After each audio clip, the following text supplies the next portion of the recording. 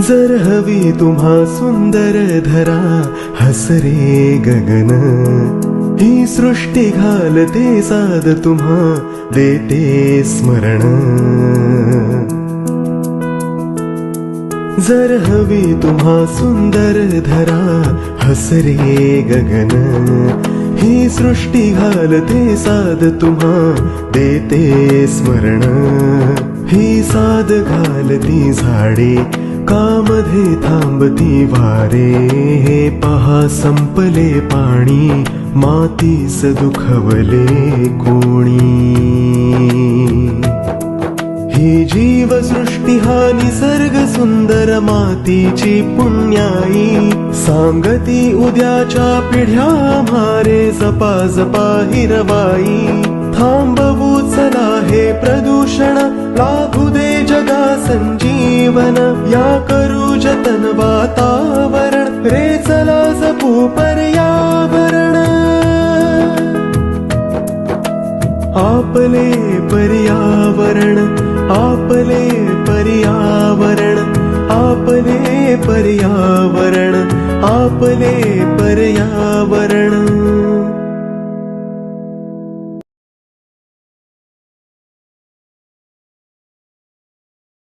नमस्कार. पर्यावरण दक्षता मंडळ आणि ठाणे महानगरपालिका आयोजित ऑनलाईन खुली पर्यावरण शाळेच्या 9व्या सत्रामध्ये मी किमया नेरुरकर तुम्हा सर्वांचं पुन्हा एकदा मनापासून स्वागत करते. पर्यावरण दक्षता मंडळ ही संस्था गेली 25 वर्ष अविरतपणे पर्यावरण शिक्षण, संवर्धन आणि जनजागृती या क्षेत्रामध्ये ठाणे शहर व आजूबाजूच्या परिसरात कार्य करत आहे. आपल्या विविध उपक्रमाद्वारे ती लोकांपर्यंत पोहोचली आहे. आपण प्रत्येक सत्रामध्ये पर्यावरण दक्षता मंडळाच्या एका उपक्रमाविषयी जाणून घेतो आणि आजही आपण एका त्याच्या प्रकल्पाबद्दल जाणून घेऊ. पर्यावरण दक्षता मंडळाचा एक महत्वाचा प्रकल्प म्हणजे जलसाक्षरता. जलसाक्षरता या प्रकल्पाच्या अंतर्गत पाण्याचे महत्व, पाण्याचा वापर आणि जलसंधारणाबाबत जनजागृती हा एकच उद्देश आहे. 2003 मध्ये सुरू झालेल्या या प्रकल्पाअंतर्गत पाण्याची गुणवत्ता, त्याचं शुद्धीकरण, वापर याबाबतची माहिती तज्ज्ञांकडून वैज्ञानिक माहिती आपल्याला पुरवली जाते. यामध्ये 3 महत्वाचे इनिशिएटिव्ह संस्था राबवत असते. त्यातील पहिला म्हणजे CCM म्हणजे क्लीन क्रीक मुव्हमेंट किंवा स्वच्छ खाडी अभियान. जलसाक्षरते अंतर्गत असलेली ही चळवळ गेल्या 20 वर्षापासून स्थानिक जनता, विद्यार्थी, शिक्षक, प्रशासक किंवा सामाजिक कार्यकर्ते यांच्या बरोबर अभियान राबवलं जातं. या प्रकल्पाचा दुसरा महत्वाचा भाग म्हणजे 2 पर्यावरणीय दिन, वर्ल्ड वेटलँड डे आणि वर्ल्ड मॅंग्रोव्ह डे. हे पर्यावरणीय दिन विद्यार्थी, शिक्षक, सामाजिक कार्यकर्ते, प्रशासक आणि स्थानिक नागरिकांना एकत्र घेऊन साजरे केले जातात. पर्यावरण दक्षता मंडळाने 2 फेब्रुवारी 2024 रोजी 24वी wetland day conference Mumbai University येथे सादर केली. त्यामध्ये अनेक महाविद्यालयातील व शाळेतील विद्यार्थ्यांचा, शिक्षकांचाही समावेश होता. विविध स्पर्धा ज्या आयोजित केल्या होत्या त्याला उदंड प्रतिसाद या वेटलँड डेच्या कॉन्फरन्समध्ये आम्हाला मिळाला. आणि तिसरा महत्वाचा आणि नवीनच सुरू झालेला जलसाक्षरते अंतर्गत असलेला प्रकल्प म्हणजे माझा तलाव. ठाण्यातील 42 तलावांच्या संवर्धनासाठी माझा तलाव ही मोहीम पर्यावरण दक्षता मंडळाने सुरू केली आहे. आपण सर्वांनी पर्यावरण दक्षता मंडळाच्या जलसाक्षरता या प्रकल्पामध्ये नक्की सहभागी होऊ शकता. सत्रामध्ये पुढे जाताना मला सांगायला आवडेल की खुल्या पर्यावरण शाळेच्या या 9व्या सत्रामध्ये आपण एका नवीन विषयाबद्दल जाणून घेणार आहोत. पण या आधी झालेल्या विषयांमध्ये काही प्रश्न आम्ही तुम्हाला देतो किंवा काही ऍक्टिव्हिटी देतो, तर त्या प्रश्नांची उत्तरं किंवा त्या ऍक्टिव्हिटीमध्ये असतील तर फोटो किंवा काही माहिती तुम्ही आमच्यापर्यंत पोहोचवलीत तर या संपूर्ण उपक्रमाच्या शेवटी तुम्हाला सर्टिफिकेट दिलं जाईल. तेव्हा जास्तीत जास्त लोकांपर्यंत या खुल्या पर्यावरण शाळेची माहिती तुम्ही पोचवा आणि सत्रांतर्गत विचारल्या जाणाऱ्या प्रश्नांची उत्तरं आम्हाला पाठवा. उन्हाळा सुरू झाला आहे आणि आजूबाजूचं जे तापमान आहे ते दिवसेंदिवस आपल्याला त्रास देणारं ठरत आहे. काय याची कारणं आहेत किंवा याचे परिणाम काय आहेत, या सगळ्याबद्दल सविस्तर चर्चा करण्यासाठी आपण आजचं हे सेशन ठेवलेलं आहे. जागतिक तापमान वाढ म्हणजे ग्लोबल वॉर्मिंग. या सत्रामध्ये मार्गदर्शन करण्यासाठी आपल्याला वक्त्या म्हणून लाभलेल्या आहेत डॉक्टर सुगंधा शेट्टे मॅम. मॅमची ओळख मी तुम्हाला थोडक्यात करून देते. मॅम डिपार्टमेंट ऑफ केमिस्ट्री के सोमय्या कॉलेजमधील केमिस्ट्री डिपार्टमेंटमध्ये प्रोफेसर म्हणून कार्यरत आहेत. त्यानंतर त्या MSc एन्व्हायरमेंटल सायन्स यामध्ये डीन आणि प्रोग्राम कोऑर्डिनेटर म्हणून देखील काम करतात. She is a recognised PhD guide for chemistry and environmental science आणि physical chemistry, environmental ethics, environmental chemistry यासारख्या विषयांच्या टेक्स्टबुकसाठी त्या को-ऑथर्ड देखील आहेत. त्यानंतर she is leading soil health team under the global alliance for sustainable development, a collaborative programme of Somaiya Vidyavihar University and Michigan State University. तर मी फार वेळ न घेता मॅमना त्यांचं सेशन सुरू करण्याची विनंती करते. खुल्या पर्यावरण शाळेत आपल्या सर्वांचं स्वागत आहे आणि या प्लॅटफॉर्मवर मला बोलण्याची संधी दिली याबद्दल पर्यावरण दक्षता मंच आणि ठाणे महानगरपालिकेची पण मी खूप आभारी आहे. आजचा विषय हा माझ्या जवळचा विषय आहे, जागतिक तापमान वाढ. आणि आपल्या सर्वांना ह्याचे चटके बसायला लागलेलेच आहेत. तर ह्याची आपण शास्त्रीय कारणं आणि जागतिक लेवलवर किंवा जागतिक स्तरावर या बाबतीत काय चाललेलं आहे याचा आपण आज थोडीशी चर्चा करू आणि मग काही आपले प्रश्न असतील तर त्यावरही आपण डिस्कशन करू. आपण हे चित्र पाहून ठेवा जे मी माझ्या पहिल्या स्लाइडवर ठेवलेलं आहे, ज्याविषयी आपण थोड्या वेळानंतर चर्चा करू. पहिल्या स्लाइडमध्ये असं म्हणते की आपली ही जी पिढी आहे ही सर्वात पहिली पिढी आहे की ज्याला ह्या हवामान बदलाचे चटके सहन करावे लागलेले आहेत. आणि असंही म्हणतात बराक ओबामा अमेरिकेचे राष्ट्राध्यक्ष की आणि आपलीच पिढी ही शेवटची पिढी आहे की जी याविषयी काहीतरी ठोस उपाययोजना सुद्धा करू शकते. तर आपण ह्या पॉझिटिव्ह नोटवर पहिल्यांदा यामागचं शास्त्रीय कारण, शास्त्रीय संदर्भ घेऊन मग आपल्याला काय करता येईल ही तापमान वाढ रोखण्यासाठी आपल्या लेवलवर आणि जागतिक स्तरावर याविषयी आपण चर्चा करू. आज आपण ज्या विषयाविषयी बोलणार आहोत आपल्या एकंदर चर्चेचा भोग असा असेल की हे ग्लोबल वॉर्मिंग म्हणजे काय आहे, त्याचा अर्थ काय आहे, त्याच्याविषयी आपण का चर्चा केली पाहिजे, म्हणजे काय ह्याचे परिणाम होतील, हरितगृह परिणाम किंवा जी मानवी ऍक्टिव्हिटी आहेत, आपण जे काही गोष्टी करतो वेगवेगळ्या, त्याचा ह्या हवामानावर किंवा वातावरणावर काय परिणाम होतो. नंतर IPCC ही एक संस्था आहे की जी जागतिक स्तरावर कार्य करत असते आणि सायंटिफिक माहिती गोळा करत असते. त्याविषयी आपण थोडंसं जाणून घेऊ आणि त्याचा पृथ्वीच्या हवामानावर कसा काही परिणाम होतो याबद्दल शास्त्रीय माहिती जमा केली जाते. कोणते आहेत हरितगृह वायू आणि त्याची कोणती एककं आहेत की ज्यामुळे पॉलिसी मेकर्स किंवा वेगवेगळे राज्य किंवा पोल्युशन कंट्रोल बोर्ड किंवा UNFCCC सारख्या ऑर्गनायझेशन किंवा वेगवेगळे राष्ट्र ह्याविषयी काय उपाययोजना करू शकतील तापमान वाढ रोखण्यासाठी. त्यासाठी त्यांना कोणत्या प्रकारच्या माहिती आपण देऊ शकू याविषयी आपण थोडक्यात चर्चा करू. नंतर ह्याचे जागतिक लेवलवर काय परिणाम होतात, ही जर तापमान आपण रोखली नाही तर काय, आणि आपण काय करूया की आपलं पृथ्वी हा ग्रह आपल्याला आपल्या वास्तव्यासाठी अनुकूल राहील अजून अनेक वर्ष. तर अशा पद्धतीने आपण ही चर्चा पुढे नेणार आहोत.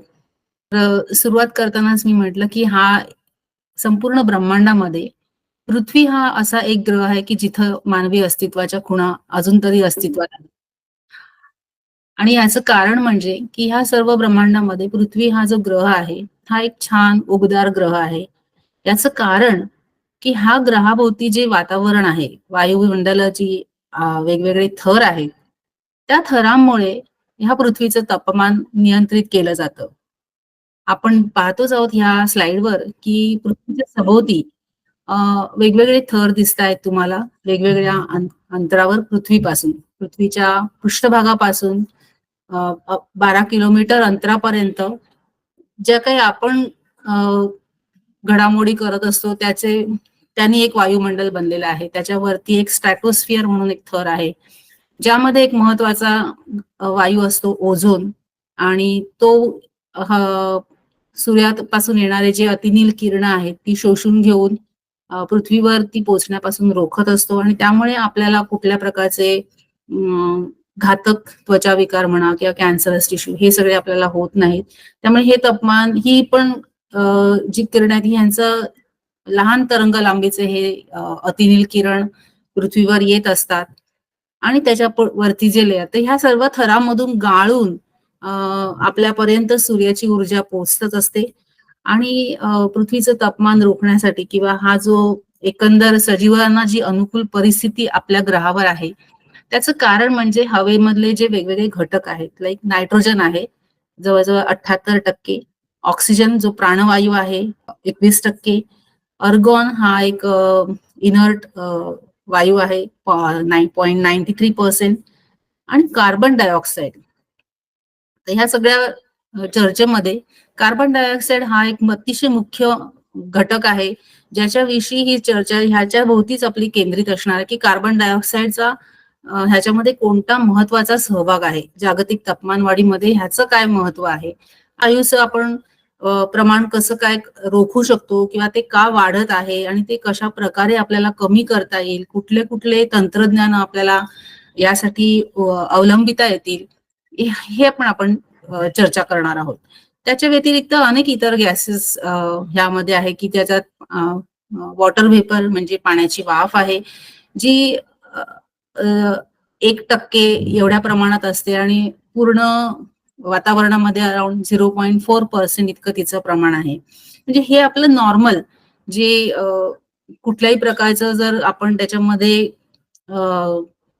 बदल नाही केले वातावरणामध्ये तर हे प्रमाण आहे जे कित्येक युगानुयुग हे प्रमाण संतुलित होत होतं आणि पृथ्वीवरचे सजीव निर्जीव सगळे घटकांचा ह्याच्यामध्ये सहभाग होता की हे प्रमाण राखलं गेलं. पण जसं जसं आपण औद्योगिकरण वाढवलं, जसे जसे मानवी ऍक्टिव्हिटीचं प्रमाण वाढत गेलं, म्हणजे उद्योग वाढले किंवा आपण वेगवेगळे शोध लावले, नवीन प्रकारची वाहनं आली, आपली जीवनशैली उंचावली, आपण खूप साऱ्या स्वतःच्या मोटारी किंवा वाहनं आणि ट्रान्सपोर्ट हे वाढले, रस्ते वाढले, लोक इथून तिथून चालण्याऐवजी वाहनं वापरू लागली आणि मोठे मोठे उद्योग निर्माण झाले. त्यात तसं जसं प्रदूषणही वाढत गेलं. जसं जसं हवेचं प्रदूषण वाढत गेलं तसं तसं हवेचं हे जे प्रमाण होतं हे युगानुयुग मी म्हणते मिलियन्स ऑफ इयर्स जे प्रमाण राखलं गेलं होतं ते हळूहळू बदलायला लागलं. आणि मग हे बदलत जातात. त्यातला जो इतर घटकांचं प्रमाण लाईक ऑक्सिजन आणि नायट्रोजनचं जे प्रमाण आहे ते अबाधित राहिलं, पण कार्बन डायऑक्साईडचं प्रमाण आणि त्याच्याबरोबर इतर काही वायूंचं प्रमाण आहे ते हळूहळू थोड्या थोड्या प्रमाणाने बदलत गेलं. आणि त्या सूक्ष्म बदलांमुळे सुद्धा पृथ्वीच्या वातावरणामध्ये खूप मोठा बदल दिसून आला, जो पूर्वी आपण एक भ्रम समजत होतो की हवामान बदल हा एक मिथक आहे, असं काही नसतं. म्हणजे पूर्वी सुद्धा उन्हाळे होते आणि आताही उन्हाळा आहे, तर त्यात काही एवढं चिंता करण्यासारखं काही नाही, असा एक आपला समज होता. तर आपण हा समज आहे, हा गैरसमज आहे की हा खरोखरच असं होत आहे, हे आपण आता त्याच्या मागचं शास्त्रीय कारण जाणून घेऊया. पृथ्वी हा एक ग्रह आहे आणि हा उबदार आहे, खूप छान कोझी ग्रह आहे. त्याचं कारण काय की ह्या ग्रहावर आपण राहू कसं शकतो? या ग्रहावर आपण राहू शकतो कारण मी जसं म्हटलं की हे वातावरणाच्या थरामधून गाळून हवा किरण आत येतात. सूर्याच्या किरणावर, सूर्य हा आपला सोर्स ऑफ एनर्जी आहे, हे केंद्रस्थानीच आहे.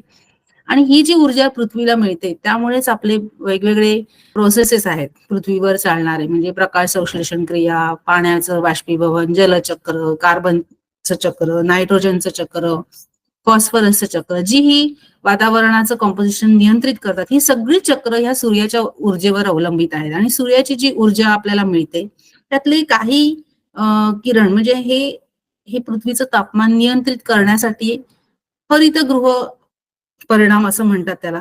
तर तो हरितगृह परिणाम म्हणजे नेमकं काय? आपण ग्रीन हाऊस इफेक्ट हा शब्द खूप वेळा ऐकला असेल. तर हे आहे ग्रीन हाऊस, जे की आपण कुठल्याही बागेमध्ये किंवा शेतीमध्ये आपण पाहिलं असेल, ऐकलं असेल. एक छान काचेचं घर असतं आणि ते उबदार राखण्यासाठी त्या काचेमुळे काय होतंय, की ह्या काचेच्या थरातून किरण आत जातात, परंतु आत गेलेले किरण बाहेर येऊ शकत नाही. आता हे असं कसं होतंय आणि ह्याचा काय उपयोग आहे, असं होण्याचा काय उपयोग आहे? तर ह्या काचेच्या घरामधून जे किरण जातात ते लहान तरंग लांबीचे असतात, म्हणजे अल्ट्राव्हायोलेट किरण असतात. तर सूर्याच्या आणि पृथ्वीच्या संदर्भात जर आपण हे बघितलं, तर सूर्यापासून येणारे जे अतिनील किरण आहेत त्यांची तरंग लांबी लहान असते. ते पृथ्वीच्या वातावरणात जे थर ओलांडून त्याच्यातून प्रवेश करतात, पृथ्वीच्या पृष्ठभागापर्यंत पोहोचतात. त्यातले काही किरण शोषले जातात, त्यातली काही ऊर्जा शोषली जाते आणि जशी जशी ऊर्जा शोषली गेली, झाडं किंवा माती किंवा इतर डोंगर, खडक ह्याच्यातून ही ऊर्जा शोषली गेल्यामुळे ती कमी होते. जशी जशी ऊर्जा कमी होते तशी ती तरंग लांबी वाढते. त्यामुळे काय होतं, जे आत आले ते लहान किरण होते, लहान तरंग लांबीचे, आणि जे बाहेर जाऊ इच्छित आहेत परत पृथ्वीवरून परावर्तित होऊन ते जाऊ शकत नाहीत बाहेर. याच्यामुळे काय होतं, की ते आतलं जे तापमान असतं ते वाढतं. तर हाच इफेक्ट किंवा हा परिणाम, हा सिद्धांत वापरून हरितगृहाची निर्मिती केली जाते. मग ही हरितगृह कुठे वापरली जातात, तर सियाचेन, कारगिल, लेह लडाख किंवा अति थंड तापमानाच्या जे प्रदेश आहेत, की तिथे अतिशय थंड वातावरण आहे, तिथे अशा हरितगृहांचा वापर करून किंवा आपल्याकडेही नियंत्रित प्रकारे भाजीपाला पिकवण्यासाठी किंवा असं सकारात्मक दृष्टीने ग्रीन हाऊसचा वापर केला जातो. तुम्ही हा इफेक्ट तुमच्या स्वतःचं वाहन जर असेल, तर तुमच्या वाहनामध्येही तुम्ही हा कधीतरी अनुभवला असेल, की तुम्ही कार पार्क करून गेले आहात आणि जर दुपारचं कडक ऊन असेल आणि जेव्हा तुम्ही पुन्हा ती कार उघडून आत शिरता, तेव्हा आतलं वातावरण खूप उबदार झालेलं असतं, गरम झालेलं असतं. स्टिअरिंगला आपण हातही लावू शकत नाही. तर ही जी उष्णता जी ट्रॅप केली गेली, आतमध्येच अडकवली गेली, त्यामुळे आतलं वातावरण गरम झालं आणि एक्झॅक्टली असंच पृथ्वीच्या बाबतीत होत आहे, की हा जो वातावरणाचा थर आहे, त्या थरामध्ये जे काही बदल होतात, बाहेरून आत येणारी उष्णता पुन्हा बाहेर परावर्तित होऊ शकत नाही आणि ती आतच ट्रॅप केली जाते आणि मग काय होतं, तर ग्रीन हाऊस इफेक्ट. ह्या इफेक्टला ग्रीन हाऊस म्हणतात. मी थोडक्यात ह्याचा प्रवास इथे दाखवण्याचा प्रयत्न केलाय, की ही सूर्य आहे इथे. तर सूर्यापासून जी येणारी ऊर्जा आहे ती अल्ट्राव्हायोलेट किरण असतात, ते आपले गाळून आत आले. मग त्यातले काही मी जसं म्हटलं तसं की वनस्पती, जमीन, समुद्र, मोठ्या प्रकारे 70% आपला पृष्ठभाग पाण्याने व्यापलेला आहे, तर बरीचशी ऊर्जा समुद्रामध्ये शोषली गेली जाते आणि त्यानंतर जी काही उरलेली असते ती आपल्या पृथ्वीला 2 दक्षिण ध्रुव आणि उत्तर ध्रुवावर बर्फाळ टोप्या आहेत. मग ह्यांचाही खूप महत्वाचा रोल आहे पृथ्वीचं तापमान नियंत्रित करण्यामध्ये. तर ह्या पृष्ठभागावरून, बर्फाळ प्रदेशावरून बरेचसे किरण परावर्तित होतात आणि त्यामुळे बरीचशी उष्णता पुन्हा बाहेर टाकली जाते. पण जसं जसं हा बर्फाळ प्रदेश कमी होईल तसे हे प्रमाण कमी होतं आणि पुन्हा आपल्या पृथ्वीच्या वातावरणातच ही उष्णता राखली जाते आणि त्यामुळे आपलं तापमान वाढत जाते. तर अशा प्रकारे, आणि मग अजून काही घटक आहेत की जे ह्यासाठी जबाबदार आहेत जागतिक तापमान वाढीसाठी, तर त्यांना म्हणतात ग्रीन हाऊस गॅसेस. आता आपण ग्रीन हाऊस इफेक्ट म्हणजे काय ते कळलं, की हरितगृह परिणाम आपण बघितला. हरितगृह परिणामामुळे तापमान कसं वाढलं जातं हे आपण पाहिलं. पृथ्वीच्या संदर्भात ते तापमान का वाढतंय, तर त्यालाही हा हरितगृह परिणामच जबाबदार आहे किंवा त्याच्यामुळेच हे होतं. आणि तो परिणाम अधिक प्रभावी होण्यासाठी अजून काही घटक आहेत की जे प्रदूषण आहे. आपण जे काही प्रदूषण करतो, हवेचं प्रदूषण होतं, त्यामुळे सल्फर डायऑक्साईड, नायट्रस ऑक्साईड किंवा वेगवेगळे क्लोरोफ्लोरोकार्बन्स आणि सल्फर हेक्साफ्लोराईड यासारखे जे वायू असतात ते हवेमध्ये सोडले जातात आणि ते हवेमध्ये बराच काळ त्यांचं वास्तव्य राहतं. आणि मग ही जे लेयर आहे, हा वातावरणाचा जो थर आहे, तो एका थिक ब्लँकेट सारखं काम करतो आणि पृथ्वीचं तापमान मेंटेन करतो आणि आता ते मेंटेन न करता ते वाढतोय. तर हा जो परिणाम आहे हा अतिशय महत्वाचा परिणाम आहे जागतिक तापमान वाढ होण्यासाठी किंवा पृथ्वीचं तापमान नियंत्रित करण्यासाठी आणि आता ते अनियंत्रित होण्यासाठी सुद्धा हाच इफेक्ट कारणीभूत आहे. तर मग मी जसं म्हटलं की आपलं प्लॅनेट आता गरम का होतंय, म्हणजे हे तापदायक का झालंय, म्हणजे जी पृथ्वी उबदार होती, जी आपल्याला अनुकूल होतं, मग ते अनुकूलचं प्रतिकूल स्थितीमध्ये कसं रूपांतर झालं, तर त्याला काय कारणीभूत आहेत त्याची 2 महत्वाची कारणं. एक तो हरितगृह परिणाम आहे. हरितगृह परिणामामध्ये वेगवेगळे हरितगृह वायू आपण वातावरणामध्ये त्यांचं प्रमाण वाढलं गेलेलं आहे. त्यांचं प्रमाण वाढण्यासाठीचं कारण जे आहे ते म्हणजे आपल्या मानवी वेगवेगळ्या घडामोडी ज्या आपण करत असतो, त्यामध्ये महत्वाचे आहे ते औद्योगिकरण आहे. दुसरं आहे डिफॉरेस्टेशन, म्हणजे जंगलं आपण हळूहळू कमी करून कॉन्क्रीटची जंगलं आपण निर्माण करत आहोत. तिसरं कारण म्हणजे की इथे आपण वेगवेगळ्या प्रकारचे इंधनं लागतात, म्हणजे की कोल आहे, कोळसा आहे आणि तर ह्या ज्या यांच्या ज्वलनामुळे सुद्धा वेगवेगळ्या अमाऊंटमध्ये कार्बन डायऑक्साईड निर्माण होतो आणि त्यामुळे कार्बन डायऑक्साईडचं हवेतलं प्रमाण जे 0.04% होतं ते हळूहळू वाढत वाढत जाऊन 450 ppm पर्यंत पोहोचल्यामुळे काय होतंय की आपल्या हरितगृह इफेक्ट आपला जास्त प्रभावी होतोय, की जास्त धोकादायक होत चाललेला आहे. जसं की आपण इथे बघितलं की कोणते कोणते ग्रीन हाऊस गॅसेस आहेत, तर एक आहे कार्बन डायऑक्साईड जो 65% वेगवेगळ्या औद्योगिक घटकांमुळे निर्माण होतो, किंवा आपले कोळसा हे आपण जर इंधन वापरलं तर ते आपल्याला वीज निर्मितीसाठी लागतं, आपल्याला अन्न बनवण्यासाठी लागतं आणि अनेक प्रकारे आपण आपल्या कोळशावर अवलंबित आहेत आपली सगळी इकॉनॉमी. त्यामुळे कार्बन डायऑक्साईड फ्रॉम धिस, नंतर यू कॅन से मिथेन कुठून येतो, तर मिथेन येतो शेती. तर आपली जी कृषी प्रधान संस्कृती आहे आणि आपलं जे अन्न बनतं, तर शेती हा एक महत्वाचा घटक आहे, ज्यामुळे मिथेन हा दुसरा हरितगृह वायू हवेत सोडला जातो. तिसरा आहे हीट प्रोडक्शन, म्हणजे आपल्याला उष्णता निर्माण करण्यासाठी आणि वीज निर्मितीसाठी पण आपल्याला कोळशाची आवश्यकता भासते. ट्रान्सपोर्टेशन, म्हणजे वेगवेगळ्या प्रकारची जी वाहनं आहेत त्यामधून सुद्धा आपलं 14% हरितगृह वायू हवेमध्ये सोडले जातात.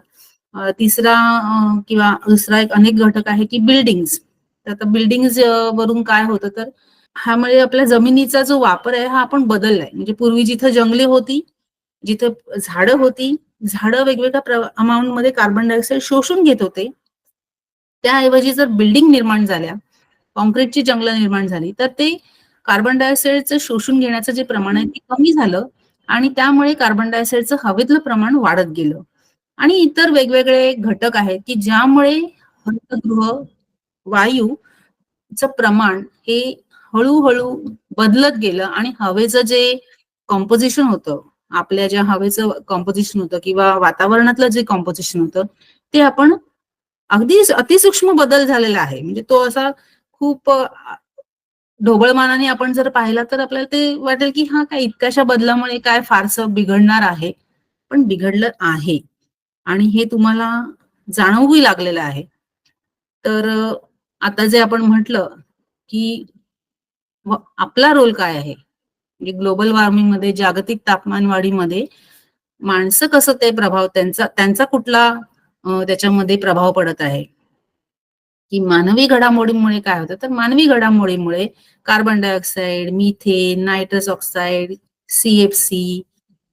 सीएफसी कुठे असतो, आपल्या रेफ्रिजरेटरमध्ये असतो. तर पूर्वी क्लोरोफ्लोरोकार्बन्स होते, मग त्यानंतर वेगवेगळे त्याला पर्याय उपलब्ध झाले.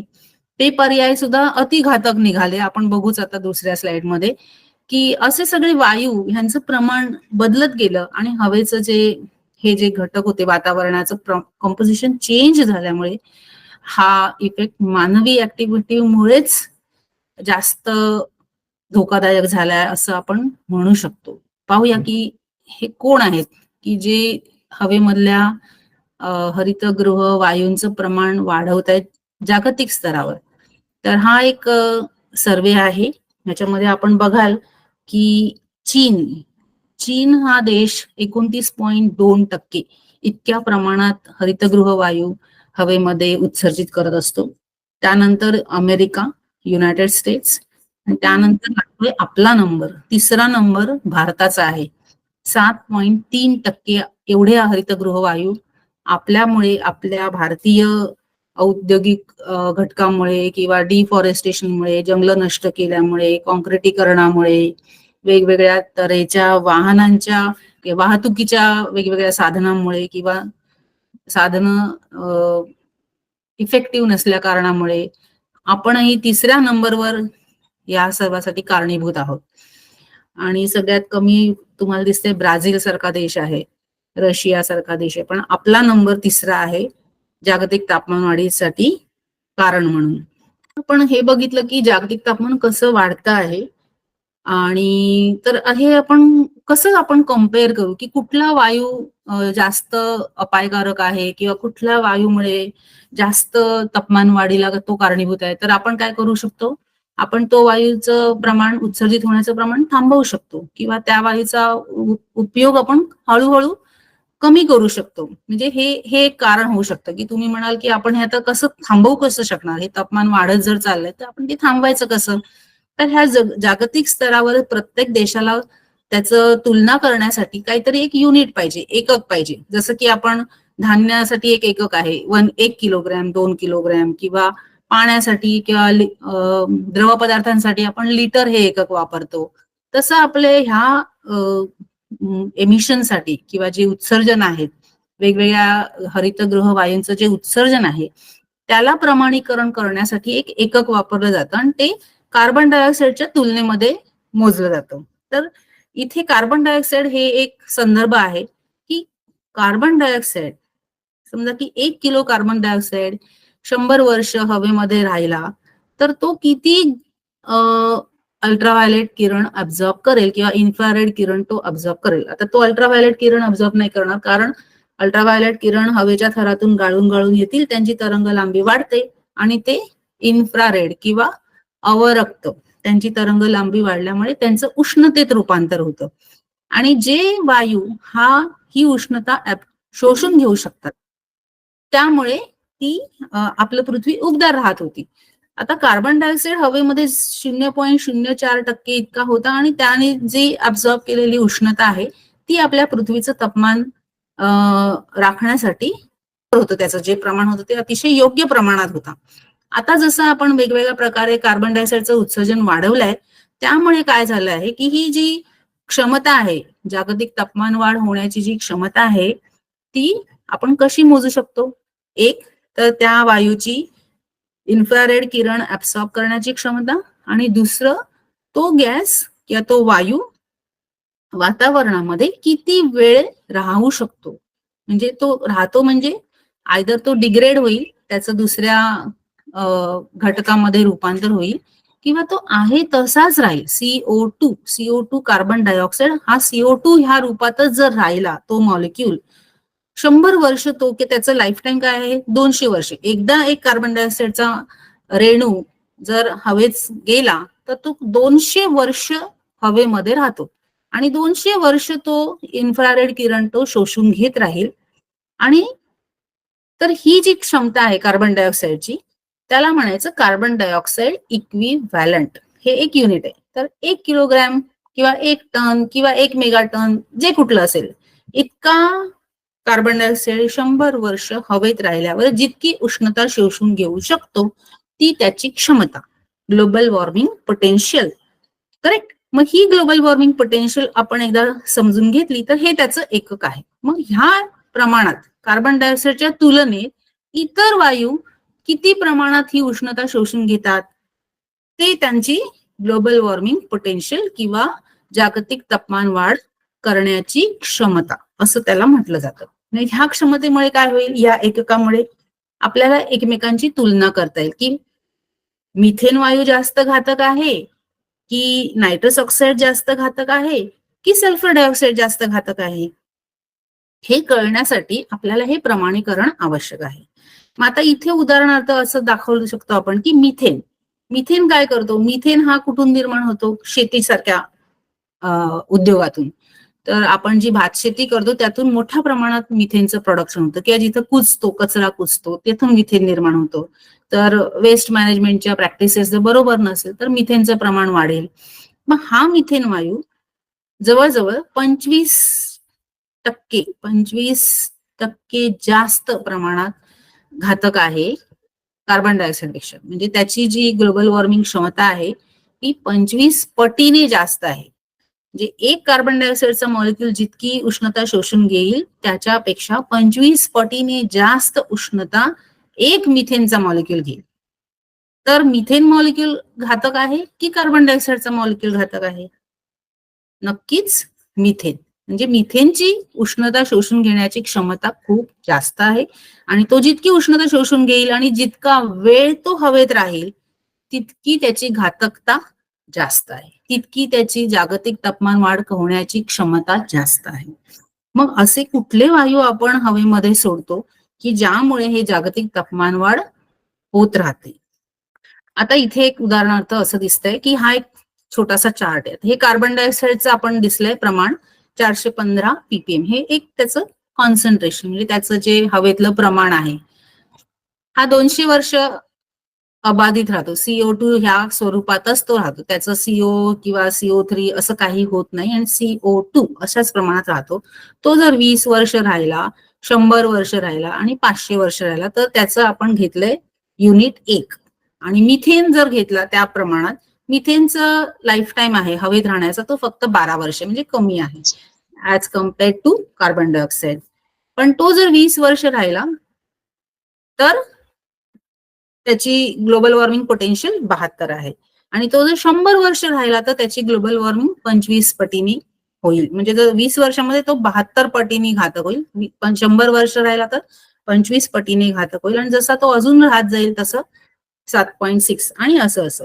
तर आता ह्याच्यामध्ये हा एक छोटासा घटक आहे की सल्फर हेक्साफ्लोराइड. हा गॅस बघा किती कमी आहे, 0.000056. इतकं अतिसूक्ष्म प्रमाण जर त्याचं हवेमध्ये असेल तर तो त्याचं लाईफ आहे इतकं जरी असेल, म्हणजे एक छोटासा रेणू जरी गेला तर तो 3200 वर्ष हवेत राहील, आणि त्याची घातकता किती आहे तर 22.8 टन इतक्या कार्बन डायऑक्साईड. एक छोटा मॉलिक्यूल 22.8 टन कार्बन डायऑक्साईड जितकी उष्णता शोषून घेऊ शकतो तितकी एका SF6 मध्ये. हा SF6 येतो कुठून?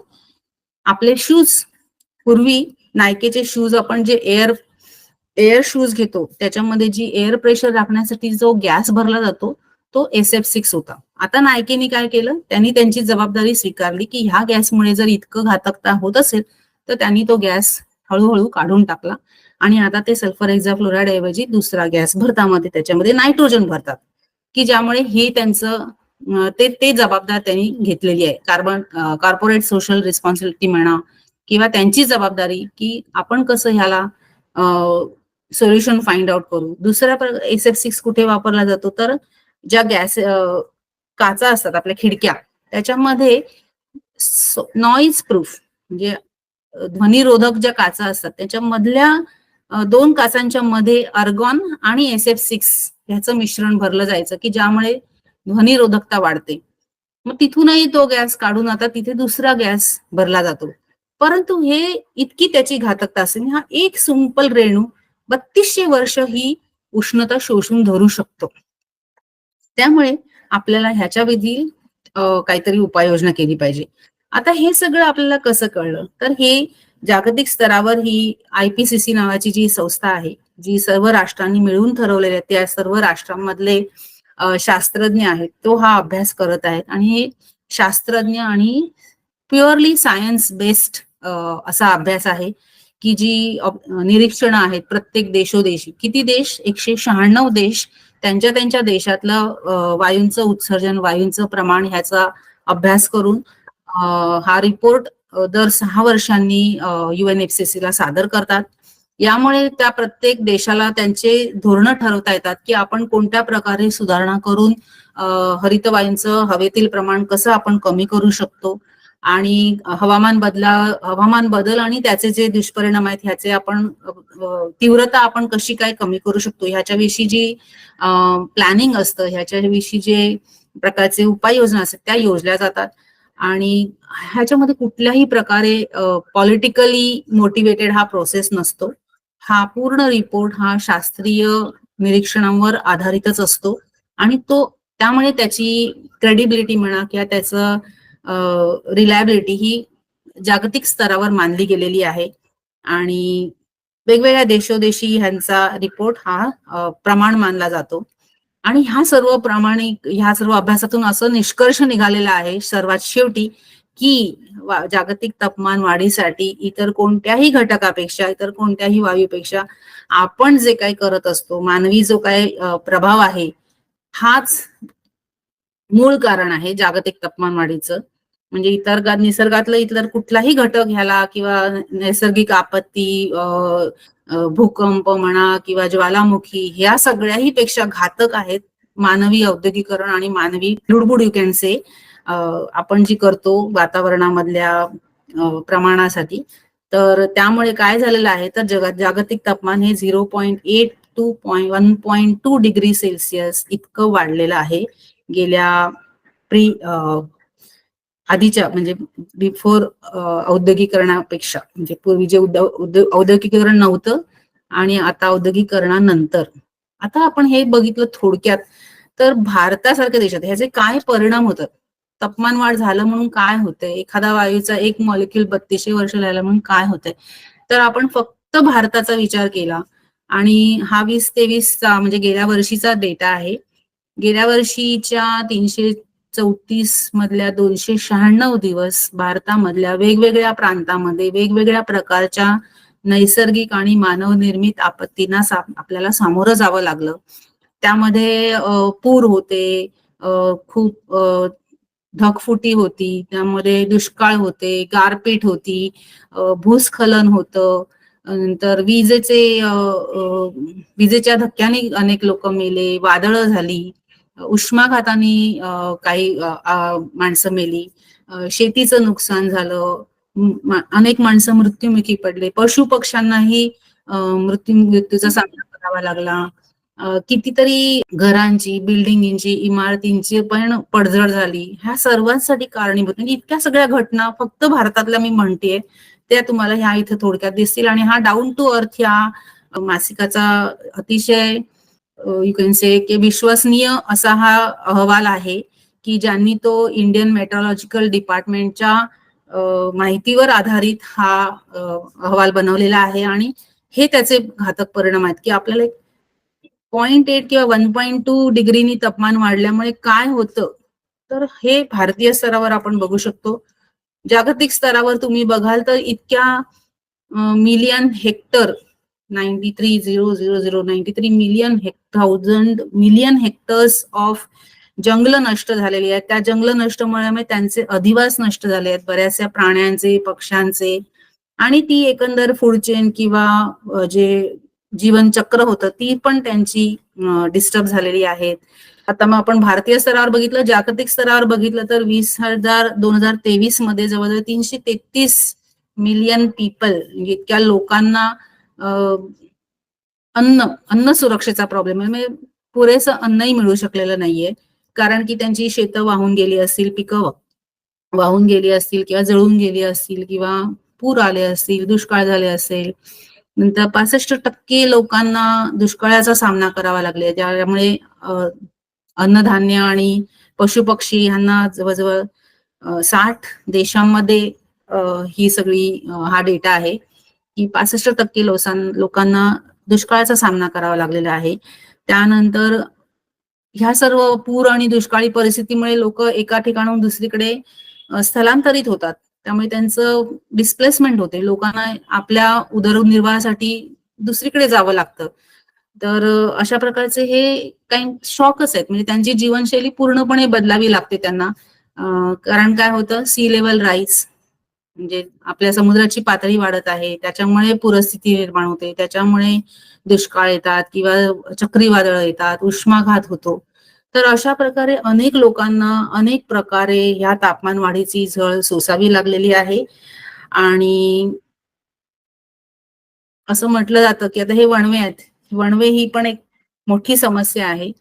तापमान वाढीमुळे अनेक जंगल नष्ट होतात. तुम्ही बघितलं की अमेझॉनचं जंगल 3 महिने जळत होतं, ऑस्ट्रेलियामधली जंगलं 2-2, 3-3 महिने जळत होती. कॅलिफोर्निया, ऑस्ट्रेलिया, आपल्या इथे 50चं जंगल गेलं जळून. बरीचशी जंगलं अशी जळत असतात आणि महिनोन-महिने ही आग विझू शकत नाही. तर ह्याच्यामुळे तुम्हाला लक्षातच आलं असेल की किती प्रकारे आपण ह्या छोट्याशा तापमानवाढीमुळे काय होत आहे, कितीतरी जीवन उद्ध्वस्त होतात. तर ह्या सगळं पृथ्वीचं जर रक्षण करायचं असेल तर आपल्याला वाटतं की शिवाजी नेहमी शेजारी जन्माला यावा. कोणीतरी दुसरंच ते करेल. मी काय करू शकतो ह्याच्यामध्ये? करेक्ट? कोणीतरी दुसऱ्यानेच ते करावं. किंवा करत असेल, दुसरे कोणीतरी करत असेल, तर हा एक जो समज आहे, तेही या तापमानवाढीचं एक मुख्य कारण असावं आणि आहेच म्हणजे. तर आपण काय करू शकतो आपल्या स्तरावर आणि जागतिक स्तरावर? तर थोड्या-थोड्या प्रमाणात जे तुम्ही काही करू शकाल, तर डेफिनेटली ती ॲक्शन आपण घेऊया. हे थोडीशी मी लिहिलंय इथे की आपण जंगलांचं प्लांटेशन केलं तर आपण जंगलं वाढवू शकतो. डिफॉरेस्टेशन किंवा जंगलं नष्ट होण्याचा जो दर आहे तो आपण हळूहळू कमी करू शकतो. आपण आपली जंगलं वाचवूया, नवीन जंगलं लावू, प्लांटेशन करू. कार्बनवर जेव्हा नव्या टेक्नॉलॉजी येतील, कार्बन कॅप्चर, कारण आपल्याला कार्बन जर उत्सर्जित होणं थांबवता येत नसेल, तर तो जो हवेतला कार्बन आहे तो शोषून कसा घेता येईल, तो जमिनीमध्ये कसा गाडता येईल. तर बायोचार हा एक प्रकार लोकांनी सुचवलाय किंवा वेगवेगळे जिओ इंजिनिअरिंग सोल्युशन आहेत, ज्यामुळे हवेतला कार्बन शोषून घ्यायचा आणि तो जमिनीमध्ये आतमध्ये तो साठवून ठेवायचा. किंवा वेगवेगळ्या प्रकारचे रिन्युएबल एनर्जी आहेत. सौर ऊर्जा आहे, पवन ऊर्जा आहे, ओशन ऊर्जा आहे. तर अशा वेगवेगळ्या प्रकारच्या ऊर्जांचा आपण अवलंब करू शकतो. आणि अशा प्रकारे आपण ही तापमानवाढ थोड्या का प्रमाणात होईना हळूहळू आपण ती रोखू शकू. जर आपण लगेच कृती केली आणि प्रत्येकाने जर ह्याच्यामध्ये सहभाग घेतला, तर मला वाटतं हे अशक्य नाहीये आणि पृथ्वीला पुन्हा तिचं वैभव किंवा पुन्हा तिची जी उबदारपणा जो आहे, तिची जी तापमान वाढ आपण जी हळूहळू जर रोखली, तर आपलंही जीवन सुसह्य होईल आणि हा आपला जो सुंदर वसुंधरा आहे, म्हणजे हा जो देश आहे ते आपला सुंदर आहे, हा ग्रहही आपला अतिशय सुंदर आहे. तर तो सुंदर ग्रह आपण तसाच हिरवागार, निराशार आणि आपल्या सर्वांना अनुकूल असा ठेवू शकू, जर आपण सर्वजण कृतिशील झालो तर. तर जागतिक तापमान वाढ रोखण्यासाठी मला वाटतं प्रत्येकाचा सहभाग हा आवश्यक आहे आणि जर मला आयोजकांनी परवानगी दिली, तर आपण एखादी ऍक्टिव्हिटी करू शकू. अदरवाईज प्रश्नोत्तरांच्या तासासाठी मी सूत्र आता ऑर्गनायझर किंवा किमयाकडे सोपवते. किमया. Yes ma'am, thank you very much. खूप छान सेशन झालं आपलं आजचं. आपल्याला एक क्वेश्चन आलाय संजय जोशी सरांकडून. उष्णतेच्या लाटा हा जागतिक तापमान वाढीचा परिणाम आहे का? आणि पृथ्वीच्या वातावरणाचं सध्याचं तापमान किती आहे? तर उष्णतेच्या लाटा किंवा उष्माघात हा नक्कीच जागतिक तापमानवाढीचा परिणाम आहे. कारण की आपण जी नवीन तंत्रज्ञान आणि नवीन जी आपल्या बिल्डिंग्ज आहेत, ह्या सर्व प्रकारामुळे हवेमध्ये जे हरितगृह वायू आहेत त्यांचं आपण प्रमाण वाढवतो आहोत आणि जंगलं कमी करत आहोत. जंगलांचं जो अस्तित्व होतं ते हळूहळू जंगलं कापून आपण बिल्डिंग्स किंवा रस्ते किंवा धरणं, म्हणजे सो कॉल्ड आपण विकास जो करत आहोत तो ऍट द कॉस्ट ऑफ जंगलं किंवा जे हिरवं कव्हर होतं, तर आपल्या पृथ्वीवरची हिरवाई कमी करून आपण ही सर्व प्रगती करत आहोत आणि त्यामुळे त्याचे परिणाम नक्कीच आपल्याला उष्माघाताचे बळी दिसतात. नागपूरमध्ये म्हणा किंवा इतरही ठिकाणी, राजस्थान अशा ठिकाणी आपल्याला उष्माघाताच्या लाटा, दिल्लीला दिसल्या आपल्याला, दिल्लीमध्ये उष्माघाताचे परिणाम दिसत आहेत. तर हा नक्कीच त्याचा परिणाम आहे आणि पृथ्वीचं सध्याचं तापमान हे मी म्हटलं तसं की जवळजवळ 1.2 डिग्रीनी वाढलेलं आहे आधीच्या तापमानापेक्षा. Okay ma'am. सौरभ तळशीलकर सरांचा प्रश्न आहे. रिन्युएबल एनर्जी म्हणून सोलार एनर्जी फुकटात असल्यामुळे त्याचा अतिवापर झाल्यास त्यामुळे देखील उष्णता पृथ्वीच्या वातावरणात ट्रॅप होईल का? सोलर एनर्जी फुकटात एकतर नाहीच आहे आणि तिचा अतिवापर म्हणजे बरोबर आहे तुमचं म्हणणं की पुन्हा तो एक प्रकारचं वेस्ट होतो. पण आता सोलर एनर्जी मध्ये खूप संशोधन होत आहे आणि वेगवेगळ्या प्रकारची सोलर पॅनल्स आता उपलब्ध होत आहेत आणि त्यामुळे उष्णता वाढण्याची शक्यता कमी आहे. याचं कारण असं की सोलर एनर्जी आपण त्याचं इलेक्ट्रिकल किंवा विद्युत ऊर्जेत रूपांतर करतो, तिचं उष्णतेत रूपांतर होत नाही. त्यामुळे इथली उष्णता वाढणार नाही. सौर ऊर्जेचं आपण उष्णतेमध्ये रूपांतर न करता विद्युत ऊर्जेत रूपांतर करून ती आपण पुढे आपल्या वेगवेगळ्या साधनांसाठी वापरतो. त्यामुळे एकतर आपल्या इतर जी इंधनं आहेत फॉसिल फ्युएल्स जे आपण म्हणजे कोळसा, तेल आणि वायू ह्यांचं ज्वलन कमी करून आपण उष्णता निर्माण करत आहोत. त्यामुळे मला वाटतं की सौर ऊर्जेचा अतिवापर जागतिक तापमान वाढीसाठी जबाबदार असणार नाही. Okay, thank you ma'am. अजून कोणाला काही प्रश्न नसतील तर आपण सत्राच्या पुढच्या भागात वळूया. कोणाला काही प्रश्न आहेत का? Okay, thank you very much ma'am. पुन्हा एकदा एवढं छान सेशन आपलं झालं ग्लोबल वॉर्मिंग या अत्यंत महत्वाच्या विषयावर. त्यासाठी तुमचे पुन्हा एकदा धन्यवाद. धन्यवाद किमिया आणि धन्यवाद पर्यावरण दक्षता मंच आणि ठाणे महानगरपालिका मला ही एक छान संधी दिल्याबद्दल. तर ग्लोबल वॉर्मिंग वरचं सत्र हे खूप छान झालेलं आहे आणि सत्रामध्ये आपण पुढे जाऊया. जागतिक जलचर दिन झाला 3 एप्रिलला, त्याविषयी आपण आता जाणून घेऊया. 3 एप्रिलला वर्ल्ड ॲक्वॅटिक ॲनिमल डे हा साजरा केला जातो. खरं तर जलीय जीवसृष्टी जी आहे त्यांना अधिवासाचा नाश किंवा मोठ्या प्रमाणात होणारी मासेमारी यासारख्या किंवा प्रदूषण यासारख्या समस्यांना तोंड द्यावं लागतं. त्यामुळे आपली जलीय परिसंस्था ही शाश्वत ठेवण्यासाठी आपण जागरूक होणे महत्वाचे आहे. हा दिवस जरी 3 एप्रिलला झाला असला तरी काही डॉक्युमेंटरी फिल्म्स बघून आपण त्याबद्दलची अधिक माहिती घेऊ शकतो, ज्यामध्ये ब्ल्यू प्लॅनेट किंवा लाईफ इन द ब्ल्यू किंवा नेटफ्लिक्स या OTT प्लॅटफॉर्मवरची अवर प्लॅनेट यासारख्या डॉक्युमेंटरीज आपण बघू शकतो. किंवा आपल्या आसपासचे जे जलस्रोत आहेत ते प्रदूषित होणार नाहीत याची काळजी आपल्याला नक्की घेता येईल. किंवा या गोष्टीमध्ये किंवा या कारणासाठी काम करणाऱ्या ज्या संस्था आहेत त्यांनी आखलेले उपक्रम असतील त्यामध्ये देखील आपण सहभागी होऊ शकतो. त्यामुळे जागतिक जलचर दिन हा 3 एप्रिलला साजरा केला जातो आणि इथून पुढेही आपण प्रत्येक दिवशी जलीय जीवसृष्टी वाचवण्यासाठी प्रयत्न नक्की करू शकतो. 7 एप्रिलला येत्या 7 एप्रिलला म्हणजे रविवारी जागतिक आरोग्य दिन आहे आणि त्या संबंधितलं आपलं सत्र पुढे आयोजित केलं आहे, तेव्हा त्या सत्रालाही तुम्ही नक्की हजर राहा. आजचं जे ग्लोबल वॉर्मिंगचं सेशन होतं त्या संदर्भातले काही प्रश्न आपल्याला असाइनमेंट म्हणून मॅमनी दिलेले आहेत. तर ह्या प्रश्नाची स्लाइड जी आहे ती आपल्या व्हॉट्सअप ग्रुपवर देखील मी टाकीन. तरी पुन्हा एकदा हे प्रश्न मी वाचून दाखवते. एक, ग्लोबल वॉर्मिंग कसे कार्य करते? ग्लोबल वॉर्मिंग ही सामाजिक समस्या आहे का? तिसरा प्रश्न, ग्लोबल वॉर्मिंगचा ध्रुवीय प्रदेशावर कसा परिणाम होतो? चौथा, समुद्र पातळी वाढल्यामुळे काय परिणाम होतात? आणि 5वा, आपण हरितगृह वायू उत्सर्जन कसे कमी करू शकतो? या 5 प्रश्नांची उत्तरं तुम्ही आम्हाला खुली pshala24@gmail.com या मेल ID वर पाठवू शकता. जास्तीत जास्त जणांनी या प्रश्नांची उत्तरं आमच्यापर्यंत पोहोचवा आणि तुम्हाला अजून या संदर्भात काही प्रश्न असतील तर तुम्ही नक्की व्हॉट्सअप ग्रुपवर विचारू शकता. सुगंधा शेट्टे मॅम आपल्या ग्रुपवर आहेत, त्या नक्की तुमच्या प्रश्नांची उत्तरं देतील. सत्राच्या शेवटच्या भागाकडे आपण येऊया आणि त्यासाठी एक अनाउन्समेंट मला करायची आहे की 6, 7 आणि 8 एप्रिलला म्हणजे पुढच्या 3 दिवसामध्ये ठाण्यातील कोपिनेश्वर मंदिरात माझा तलाव या मोहिमेअंतर्गत ठाण्यातील 42 तलावांच्या फोटोंचं प्रदर्शन आपल्या सगळ्यांसाठी पुन्हा एकदा मांडण्यात येणार आहे. तेव्हा सगळ्यांनी नक्की या प्रदर्शनाला भेट द्यावी अशी तुम्हाला विनंती करते.